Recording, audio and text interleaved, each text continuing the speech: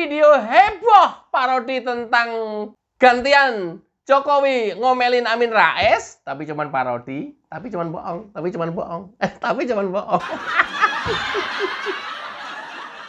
Ya namanya juga parodi ya.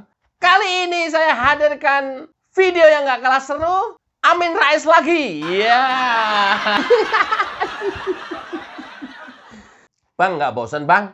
Bosen sih. Bosen dan bosen banget. Aduh.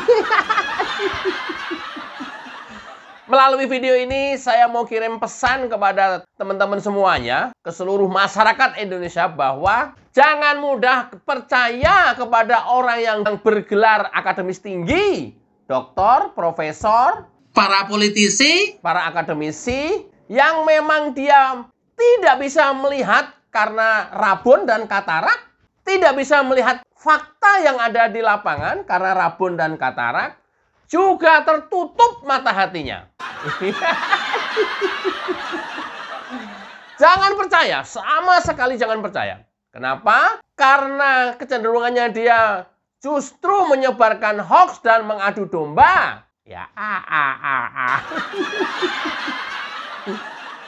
Apalagi seorang profesor, kalau sudah ngomongnya seperti ini. Mulyono atau Jokowi itu adalah presiden terburuk yang dimiliki bangsa Indonesia. Oke, luar biasa kan? Ini yang saya bilang matanya rabun dan katarak sehingga sama sekali tidak bisa melihat fakta-fakta yang nanti akan saya sampaikan dalam video ini.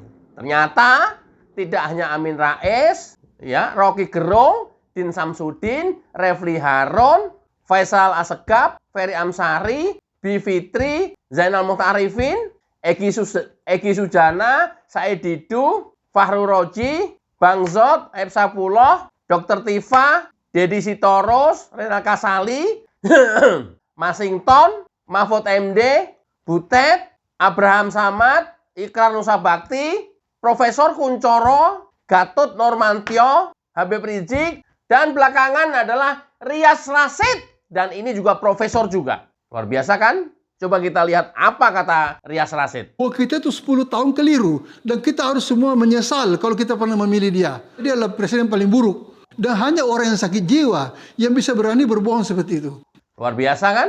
Luar biasa. Makanya itulah saya bilang kepada seluruh masyarakat Indonesia, jangan lagi percaya pada doktor, profesor yang bergelar akademis tinggi, itu sudah mentok. Kalau kemudian omongannya seperti ini adalah provokasi, dan ini yang membuat negara kita nggak bisa maju-maju. Sekelas Rias Rasid, omongannya juga begini. Dasarnya apa? Dasarnya adalah kepentingan mereka masing-masing. Karena mereka nggak bisa mendapatkan kesempatan. Itu. Bagaimana tidak? Kalau berkali-kali saya bilang matanya rabun dan katarak. Masa nggak ngelihat fakta seperti dalam video ini? Simak.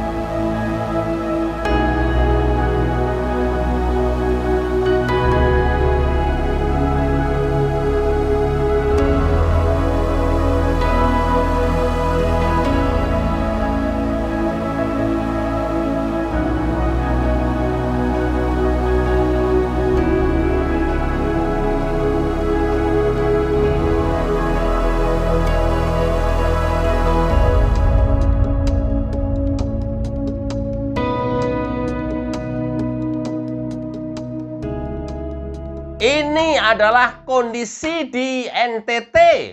Saudara-saudara kita di NTT, kondisi NTT sebelum Jokowi berkuasa. Kayak begini. Ini saudara-saudara kita yang di NTT yang tidak pernah diperhatikan pembangunan dan kehidupannya sehari-hari.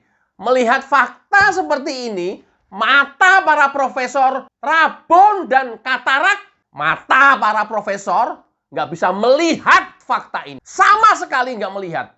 Baik mata zahir maupun mata batin. Karena apa? Hatinya sudah busuk. Para profesor ini yang terus nyinyir kepada Jokowi. Saya kategorikan yang nyinyir kepada Jokowi ya. Ini fakta ini. Coba kita teruskan.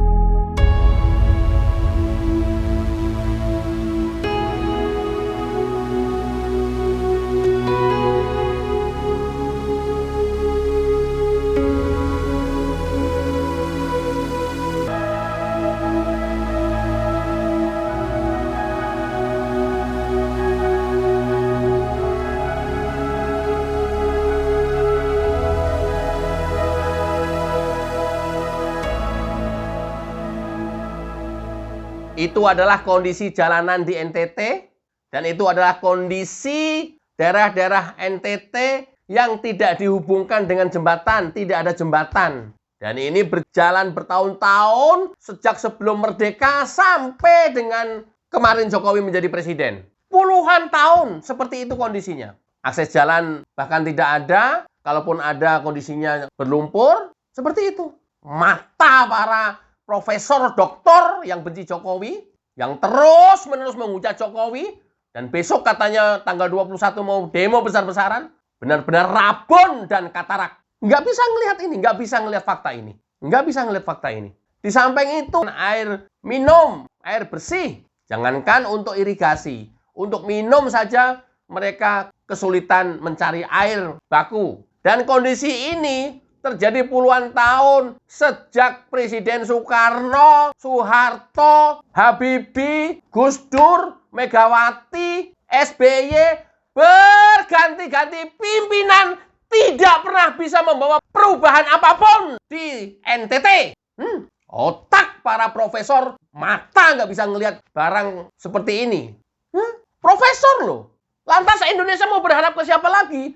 Udah sekelas profesor saja malah terus memprovokasi masyarakat, mengadu domba masyarakat untuk kepentingannya sendiri. Profesor men.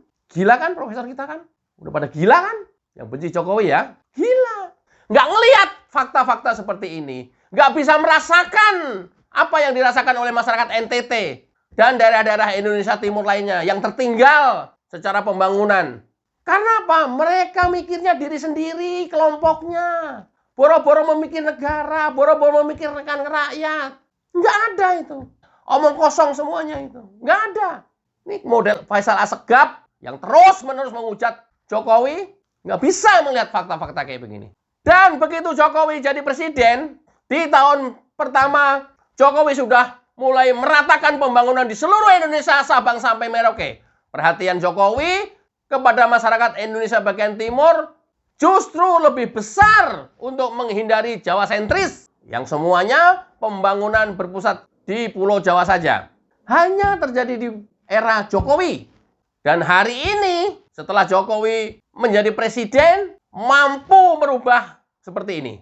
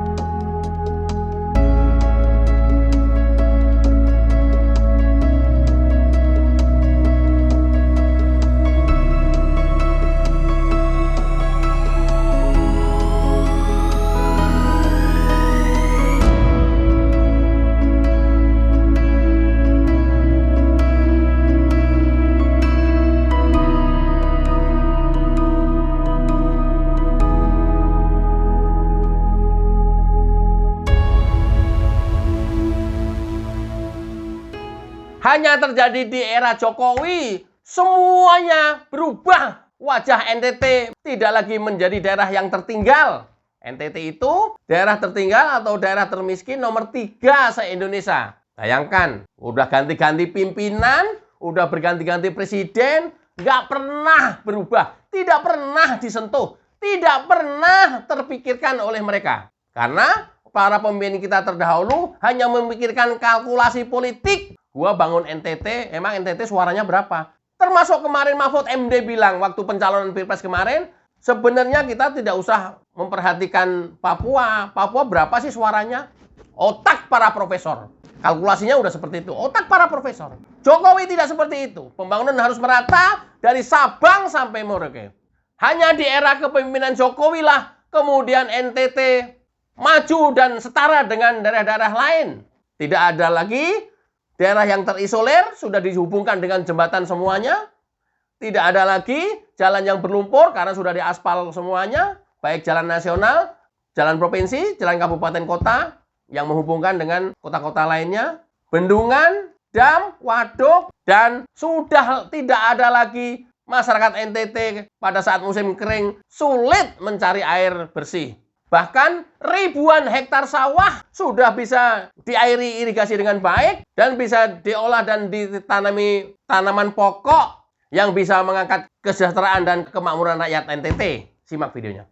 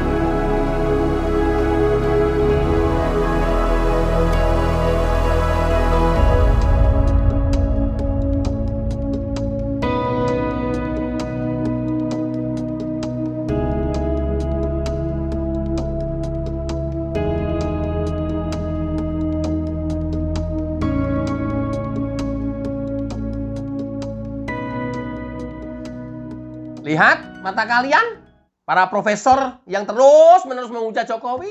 Mata kalian yang rabun dan katarak sudah bisa melihat belum? Kalau masih juga bisa melihat, saya sarankan kalian pergi ke dokter deh.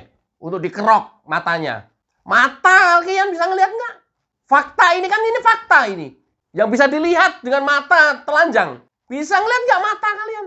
NTT hari ini jalan sudah mulus semuanya. Tidak hanya dam, bendungan, serta waduk.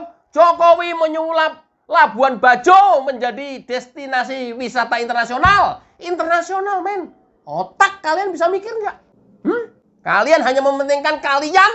Mana ada kalian memikirkan rakyat? Semuanya itu hanya modus. Semuanya itu hanya alibi. Mana ada? Tidak hanya itu. Jokowi juga berhasil menyulap semua pos lintas batas negara. Bahkan Jokowi memperbaiki jalan Sabuk Merah yang menuju ke Timor Leste. Dan hari ini wajah perbatasan dengan Timor Leste, masyarakat Timor Leste yang masuk dan menjadi warga negara Indonesia dan memilih bergabung dengan NKRI, oleh Jokowi dibuatkan perumahan permanen. Ini pula yang membuat kemudian hari ini Indonesia di tangan Jokowi membuat iri masyarakat Timor Leste. Loh, ini fakta loh. Matanya nggak bisa melihat. Coba ini. Profesor, doktor, matanya nggak bisa melihat. Mata hati nggak bisa melihat. Nikmat apalagi yang kalian dustakan? Nikmat apalagi yang kamu dustakan? Fabi'ai ala irabbikum tukadiban. Profesor matanya pada katarak semuanya. Yang benci Jokowi ya. Sekate-kate memprovokasi masyarakat. Jokowi pemimpin terburuk sepanjang sejarah Indonesia. Matamu picak. Picak matanya. Nggak bisa ngeliat fakta-fakta kayak begini. Oke. Bahwa pembangunan ini juga untuk sebuah keadilan sosial bagi seluruh rakyat Indonesia. Banyak yang saya dengar, Pak, jalannya yang dibangun jangan hanya yang di Jawa saja. Airportnya, bandar udaranya yang dibangun juga jangan di Jawa dan Sumatera saja. Kami di bagian timur juga memiliki hak yang sama untuk memiliki airport, memiliki jalan yang baik, dan keinginan itu betul. Ada presiden sebelumnya, semenjak Indonesia merdeka sampai dengan hari ini, yang berpikir seperti ini, keadilan sosial bagi seluruh rakyat Indonesia, ada? Ada nggak? Ada yang berpikir seperti itu?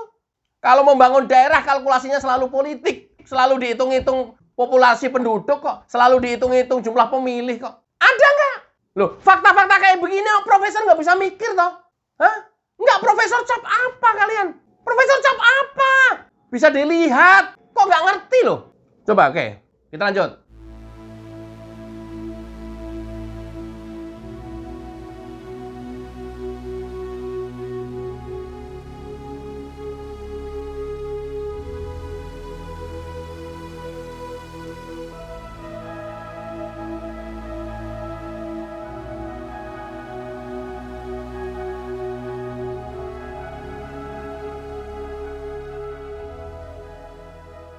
Harusnya kalau kalian itu benar-benar profesor yang nggak sinting, kalian bisa ngeliat ini dan bisa berpikir.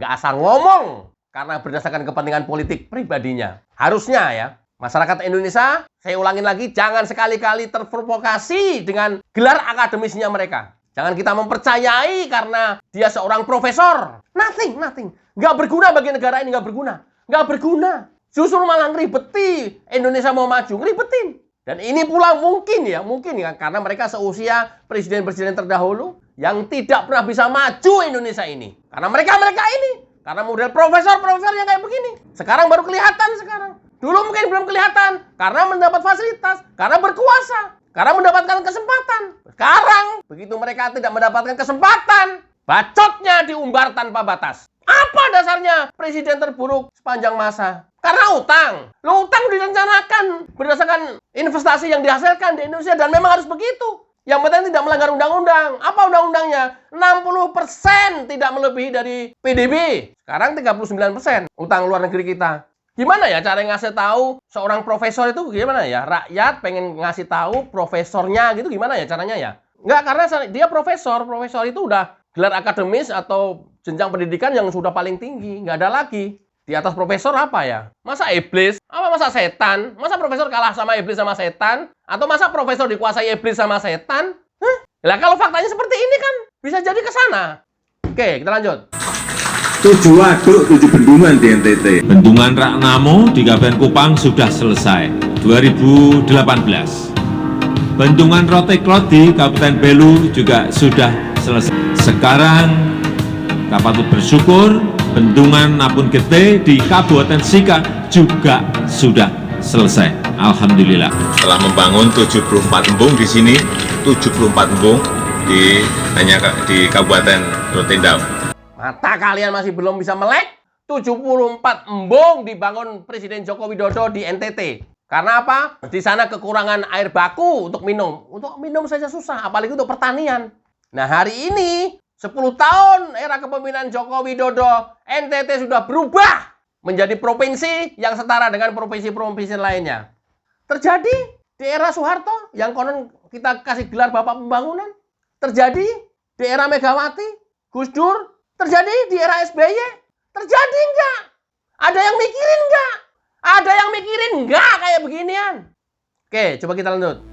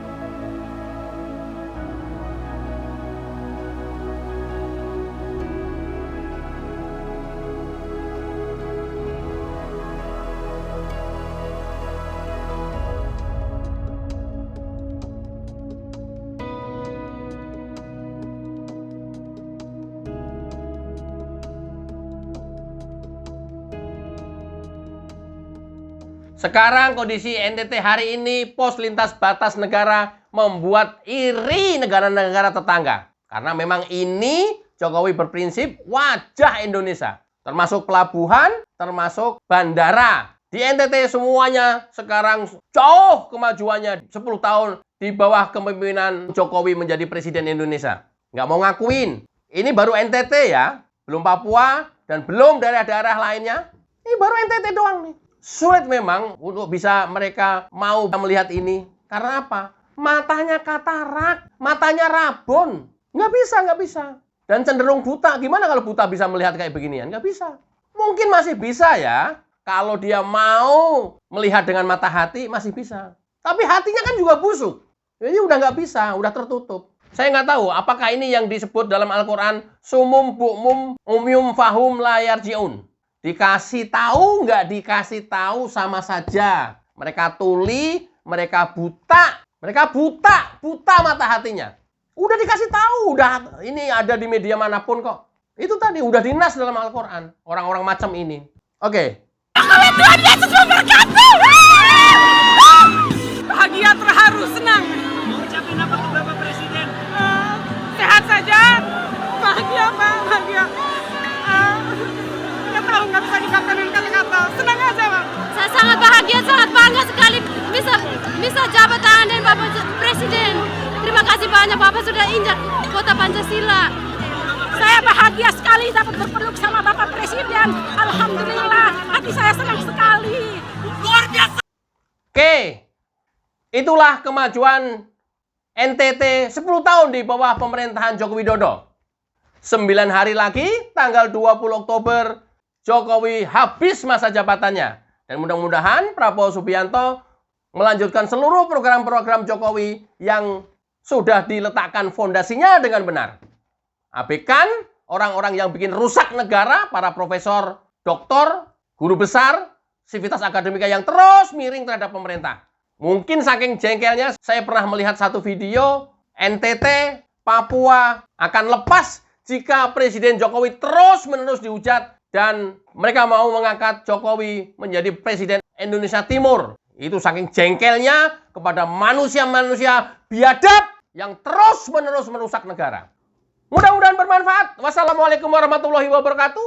Cayo.